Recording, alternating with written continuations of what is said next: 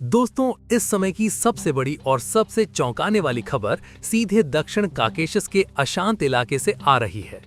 वहां सुरक्षा का पूरा संतुलन अचानक और निर्णायक रूप से बदल गया है। और हैरानी की बात यह है कि इसके पीछे कोई राजनीतिक बयान या कूटनीतिक कदम नहीं, बल्कि भारतीय हथियारों की असली मारक क्षमता काम कर रही है। जी हां, 6 दिसंबर 2025 की सुबह अर्मेनिया की सेना ने भारत से प्राप्त multi barrel rocket launcher Pinaka का अचूक इस्तेमाल करते हुए अजरबैजानी सेना के एक अग्रिम पंक्ति के युद्धक टैंक को सीमा पर ध्वस्त कर दिया। और ये घटना महज एक सैन्य झड़प नहीं है, बल्कि एक बड़ा भू राजनीतिक संकेत है, क्योंकि ये लगातार दूसरी बार हुआ है जब मेड इन इंडिया प्लेटफॉर्म ने दुश्मन के हथियारों को प्रभावी ढंग से और सटीकता से निशाना बनाया है। ये संघर्ष तब शुरू हुआ जब अजरबैजानी टैंकों ने अर्मेनिया के रिहायशी इलाकों की ओर गोलाबारी शुरू कर दी, जिसका उद्देश्य स्पष्ट रूप से नागरिक आबादी में भय और अस्थिरता फैलाना था। और इसके जवाब में अर्मेनियाई सेना ने तत्काल भारत द्वारा प्रदान किए गए स्वाति वेपन लोकेटिंग रडार का प्रयोग किया, जिसने पलक झपकते ही हमलावर टैंकों की सटीक लोकेशन पता कर ली। और पहले तो चेतावनी दी गई, लेकिन जब दुश्मन की ओर से फायरिंग जारी रही और नागरिक जीवन खतरे में पड़ा, तब अर्मेनिया को अपने ऑपरेशन इरादा को शुरू करना पड़ा। पिनाका के पहले ही साल्वों में दागे गए 12 रॉकेटों में से हाई एनर्जी एक्सप्लोसिव वॉरहेड्स ने उस टैंक को पूरी तरह से मलबे में बदल दिया। इस जबरदस्त प्रहार ने स्पष्ट कर दिया कि ये हथियार अब केवल निर्यात के लिए बनी प्रदर्शनी वस्तु नहीं, बल्कि वास्तविक युद्ध में एक निर्णायक और दुर्भेद्य शक्ति बन चुका है। और अब तक अर्मेनिया ने इस संघर्ष के दौरान अजरआनी 3 टैंकों को इसी प्रणाली का उपयोग करके नष्ट किया है, जिससे अजरबैजान की सेना पर न केवल सैन्य बल्कि मनोवैज्ञानिक दबाव भी कई गुना बढ़ गया है, क्योंकि उन्हें अब पता है कि पिछली बार की तरह अब उनके पास हवाई श्रेष्ठता का निरंकुश लाभ नहीं रहा। याद हो कि 2020 में हुए 44 दिन के युद्ध के दौरान अजर ने तुर्की के ड्रोन और इजरायली हार्पी सिस्टम की मदद से अर्मेनिया के 200 से अधिक टैंकों और बख्तरबंद वाहनों को नष्ट कर दिया था। और उस करारी हार के बाद अर्मेनिया का रूस पर से भरोसा बहुत कमजोर हुआ, क्योंकि मॉस्को ने न केवल हथियारों की सप्लाई में देरी की, बल्कि पुराने और अप्रभावी उपकरण भेजे थे। इसी सैन्य शून्य और विश्वासघात की भावना ने 2020 से भारत को अर्मेनिया का मुख्य और सबसे भरोसेमंद रक्षा भागीदार बनकर उभरने का मौका दिया।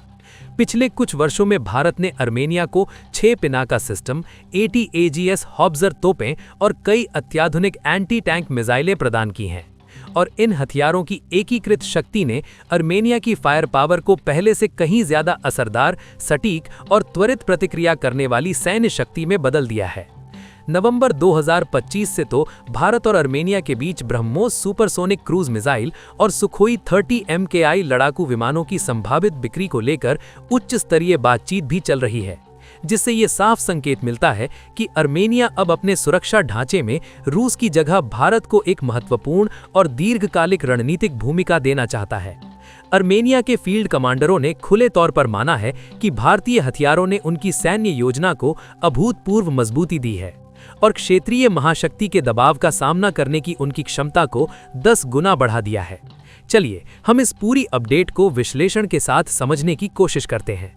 दूसरी ओर अजरबैजान की सरकार इस ताज़ा घटना से साफ तौर पर दबाव और आश्चर्य में दिख रही है, क्योंकि उन्होंने लंबे समय तक भारतीय हथियारों की क्षमता को कम आंकने की गलती की थी। लेकिन अब जब इन्हीं हथियारों ने असली युद्ध के मैदान में उनके आधुनिक टैंकों को पल भर में ध्वस्त कर दिया है, तो ये स्थिति उनके लिए पूरी तरह से अप्रत्याशित और शर्मनाक बन गई है। इस अकेले हमले ने दक्षिण काकेशस के पूरे सुरक्षा संतुलन को हिलाकर रख दिया है, क्योंकि वर्षों बाद पहली बार अर्मेनिया बराबरी की स्थिति में नहीं, बल्कि एक मजबूत जवाबी हमले की स्थिति में नजर आ रहा है। अजरबैजानी सेना भी अब ये गहराई से महसूस करने लगी है कि भारत और अर्मेनिया की ये नई साझेदारी अब केवल नए उपकरण खरीदने तक सीमित नहीं, बल्कि ये सहयोग अर्मेनियाई सेना को जमीन पर असली सैन्य बढ़त और तकनीकी श्रेष्ठता दे रहा है। सैन्य विशेषज्ञों का स्पष्ट मानना है कि यदि ये सहयोग इसी गति से और इसी गहराई के साथ आगे बढ़ता रहा, तो अर्मेनिया अपनी पारंपरिक युद्ध क्षमता में बहुत बड़ी बढ़त हासिल कर सकता है। पिनाका और 80 AGS जैसे सिस्टम उसे वो सटीक, लंबी दूरी और फायर एंड फॉरगेट वाली क्षमताएं दे रहे हैं जो पहले कभी उसके पास नहीं थी। ये घटना भारत की रक्षा निर्यात नीति के लिए भी एक बहुत बड़ा और अहम मोड़ बन गई है, क्योंकि पहली बार भारतीय हथियार इतने संवेदनशील और संघर्षग्रस्त क्षेत्र में सीधे निर्णायक और विजेता साबित हुए हैं। इससे अंतर्राष्ट्रीय समुदाय में भारत की छवि केवल हथियार बेचने वाले देश की नहीं, बल्कि एक भरोसेमंद, सक्षम और रणनीतिक सहयोगी के रूप में मजबूत हुई है। 6 दिसंबर की इस घटना ने यह भी निर्णायक रूप से दिखा दिया कि आधुनिक युद्ध केवल सैनिकों की संख्या या पुराने उपकरणों पर निर्भर नहीं, बल्कि अच्छे सटीक उपकरण और मजबूत रणनीतिक साझेदारी भी युद्ध के परिणाम में निर्णायक भूमिका निभाती है। अर्मेनिया को कई दशकों बाद पहली बार ऐसा आत्मविश्वास और गौरव महसूस हुआ है, जो उसे लगातार संघर्षों और हार के माहौल में कम ही देखने को मिलता था। हालांकि 2025 में अमेरिका की मध्यस्थता से एक शांति समझौता हुआ था, लेकिन सीमा पर झड़पें और घुसपैठ की कोशिशें कभी पूरी तरह बंद नहीं हुई, और इसी अस्थिर और खतरनाक माहौल में भारतीय हथियारों का ये जबरदस्त प्रदर्शन दुनिया भर के रक्षा विशेषज्ञों के लिए एक गहन अध्ययन का विषय बन गया है। कई सैन्य विश्लेषक मानते हैं कि भारत और अर्मेनिया का ये बढ़ता समन्वय अब रूस की उस परंपरागत सुरक्षा प्रदाता की भूमिका को सीधे चुनौती दे रहा है, जो सोवियत काल से इस क्षेत्र का सबसे बड़ा सुरक्षा प्रदाता रहा है। लेकिन यूक्रेन युद्ध ने उसके संसाधनों को बिखेर दिया और उसकी विश्वसनीयता पर सवाल उठा दिए। इस बीच अर्मेनिया को समझ आया कि उसे एक नए मजबूत और विश्वसनीय पाजेदार की जरूरत है, जो संकट के समय खड़ा रहे, और यही वो कारण है जिसने भारत को अर्मेनिया के लिए एक स्वाभाविक और भरोसेमंद विकल्प बना दिया है।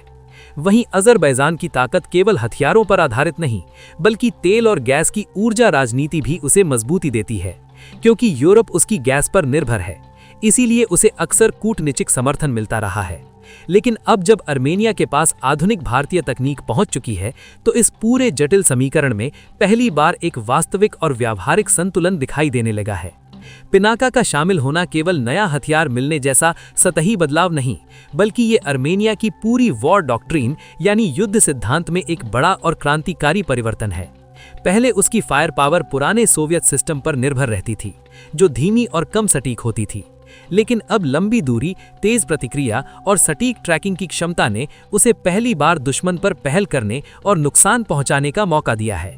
भारत की भूमिका यहां सिर्फ हथियार देने तक सीमित नहीं रही, बल्कि भारत ने अर्मेनिया को गहन ट्रेनिंग, सिस्टम इंटीग्रेशन और महत्वपूर्ण ऑपरेशनल सपोर्ट भी दिया है। और इसी वजह से पिनाका का ये इस्तेमाल एक साधारण जवाबी हमला नहीं, बल्कि एक बेहद सटीक और योजनाबद्ध स्ट्राइक की तरह सामने आया है, जिसने दुश्मन को सोचने का भी मौका नहीं दिया। इस निर्णायक स्ट्राइक के बाद अजरबैजानी सेना के अंदर भी चिंता और भय का माहौल बढ़ा है, क्योंकि उनके T-72 टैंक्स, जिन्हें रूस ने आधुनिक बनाकर दिया था, अब पिनाका के सामने असली युद्ध में कमजोर और भेद्य साबित हो रहे हैं।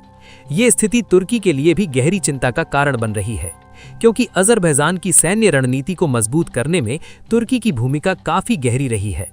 2020 के युद्ध में जिस ड्रोन रणनीति ने अर्मेनिया को भारी नुकसान पहुंचाया था, वो तुर्की की तकनीकी सहायता से ही बनाई गई थी। अब भारतीय हथियारों की ये सफलता सीधे तुर्की की तकनीकी साख और सैन्य निर्यात के बाजार पर दबाव डाल रही है, जिससे भविष्य में ग्लोबल हथियार बाजारों में प्रतिस्पर्धा और भी तेज हो सकती है। अर्मेनियाई सेना में अब पहली बार उनके कमांडरों में आक्रामक और गतिशील रणनीति पर काम करने की चर्चा होने लगी है, जिससे पता चलता है कि उनका मनोबल और आत्मविश्वास अपने चरम पर है। उधर अजरबैजानी मीडिया, जो आमतौर पर अपनी सैन्य शक्ति का बढ़ा चढ़ाकर दिखावा करता है, इस बार असामान्य रूप से शांत है। टैंकों के नुकसान को उन्होंने खुलकर स्वीकार नहीं किया है, लेकिन स्थानीय रिपोर्टों ने सीमा पर तनाव बढ़ने और सैन्य हताहतों की पुष्टि की है। भारत भी ये भली भांति समझ रहा है कि दक्षिण काकेशस केवल हथियार बेचने का बाजार नहीं, बल्कि एक महत्वपूर्ण भू राजनीतिक गलियारा है, जहां से यूरोप, रूस, तुर्की और ईरान जैसे बड़े देश जुड़े हैं। और ऐसे में भारत का सैन्य और रणनीतिक प्रभाव बढ़ना पूरे एशिया यूरोप के पावर बैलेंस को बदल सकता है। अर्मेनिया ने ये महत्वपूर्ण संकेत भी दिया है कि वो भारत के साथ संयुक्त उत्पादन और टेक्नोलॉजी ट्रांसफर पर विचार कर सकता है, और यदि ऐसा होता है तो भारत पहली बार यूरो एशियाई कॉरिडोर में प्रत्यक्ष रक्षा निर्माण का हिस्सा बनेगा, जिससे उसकी रणनीतिक पहुंच और विश्वसनीयता कई गुना मजबूत होगी। ब्रह्मोस मिसाइल को लेकर चल रही बातचीत अब निर्णायक चरण में पहुंच चुकी है, और सूत्रों के अनुसार भारत ने अर्मेनिया को तट आधारित ब्रह्मोस ER एक्सटेंडेड रेंज संस्करण बेचने का प्रस्ताव दिया है, जिसकी मारक क्षमता 400 किलोमीटर से अधिक होगी। यदि ये सौदा अंतिम रूप लेता है तो ये दक्षिण काकेशस के सैन्य समीकरणों को स्थायी रूप से बदल देगा, क्योंकि अर्मेनिया को पहली बार इतनी लंबी दूरी, तेज और अचूक सुपरसोनिक स्ट्राइक क्षमता मिलेगी। इस क्षमता से अर्मेनियाई सेना अजरबैजान के भीतर महत्वपूर्ण सैन्य ठिकानों, लॉजिस्टिक्स हब और ऊर्जा बुनियादी ढांचों को निशाना बनाने की स्थिति में आ जाएगी, जिससे किसी भी बड़े सैन्य अभियान को शुरू करने से पहले अजरबैजान को कई बार सोचना पड़ेगा। रूस, जो पारंपरिक रूप से इस क्षेत्र को अपना प्रभाव क्षेत्र मानता रहा है, इस संभावित ब्रह्मोस सौदे पर बेचैनी दिखा रहा है, क्योंकि ये सीधे तौर पर उसकी सैन्य श्रेष्ठता को चुनौती देता है। मॉस्को ने पर्दे के पीछे से भारत पर दबाव बनाने की कोशिश की है कि वो इतने संवेदनशील हथियार अर्मेनिया को ना बेचे, लेकिन भारत सरकार ने अपनी संप्रभु विदेश नीति और रक्षा सहयोग के सिद्धांतों पर दृढ़ता दिखाई है, ये स्पष्ट करते हुए कि अर्मेनिया एक संप्रभु राष्ट्र है और उसे अपनी रक्षा जरूरतों को पूरा करने का पूरा अधिकार है।